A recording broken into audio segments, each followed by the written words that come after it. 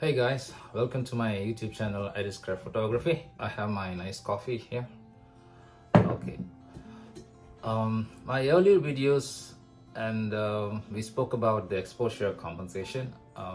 That I told you already. The three elements are involved in the exposure compensation. That is called aperture, shutter speed, and ISO.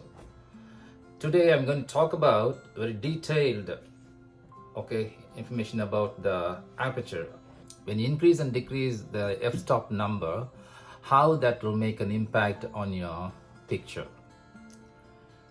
For example, if you capture a landscape photography, a big nice scenery, you have to set the aperture very high.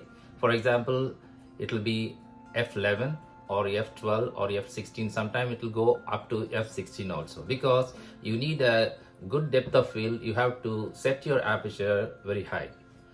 In case if you want to separate the subject from the background, for example the portrait photography or any particular subject you want to separate from the background, your camera will focus on only the subject and the background will be completely blurred. That's called bokeh.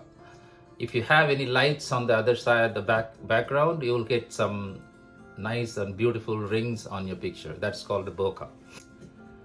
When you set your aperture at 1.8 or 1.4 or 1.2, sometimes some lenses are having a very fast lens, like a Fuji 56mm f1.2 is a very fantastic lens that will give you a nice background blur.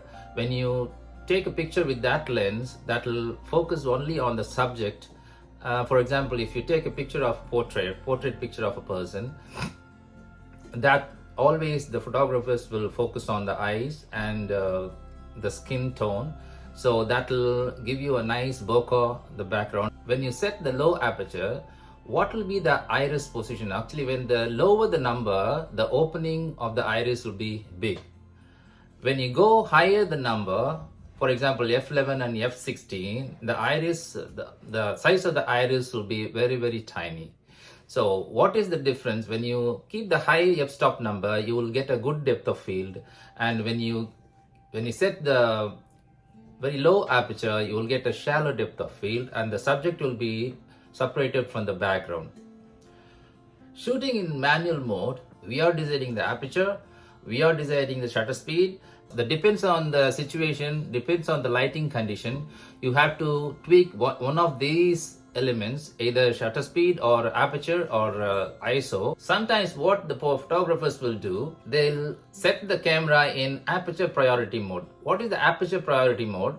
You are deciding what is the aperture should be, because you may take the portrait of a person or some other object in a very close-up distance. The photographers will decide what should be the aperture, and they'll set the camera in aperture mode.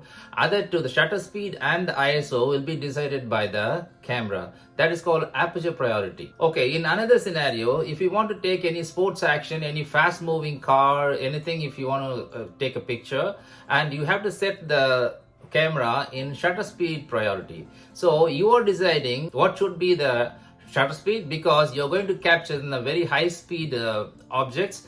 When you take a picture, you have to freeze the object. That's why you're setting the camera in shutter speed priority mode. And when you set the shutter speed priority and other two elements, the ISO and aperture will automatically change. Some scenario, you may not be in a position to change the shutter speed or aperture, and that situation you have to adjust your ISO, depends on the lighting condition. When you adjust the ISO, then your exposure compensation will be correct. When you shoot in full manual mode, to get a proper picture, depends on the lighting condition, it depends on your scenario. You have to tweak one of the three elements to compensate the exposure of your camera. That is called exposure compensation. But sometimes when you increase your ISO to very high number, your picture will be definitely a grainy picture. That is the big disadvantage of increasing your ISO. So Depends on your lighting condition, guys. Whatever way you want, the picture should be in a proper exposure. You have to set your camera in manual mode, and depends on the picture you're taking, you have to change your aperture, or you have to change your shutter speed, or you have to change your ISO. This is called the exposure compensation, guys. If you have any doubt in this, please write to me in your comment. Otherwise, you can send me an email. I'm very happy to answer all your questions, and many more videos are coming. I'm going to make a video for all the other topics, and to get all my videos, guys, you please subscribe my channel and like and share, and see you soon.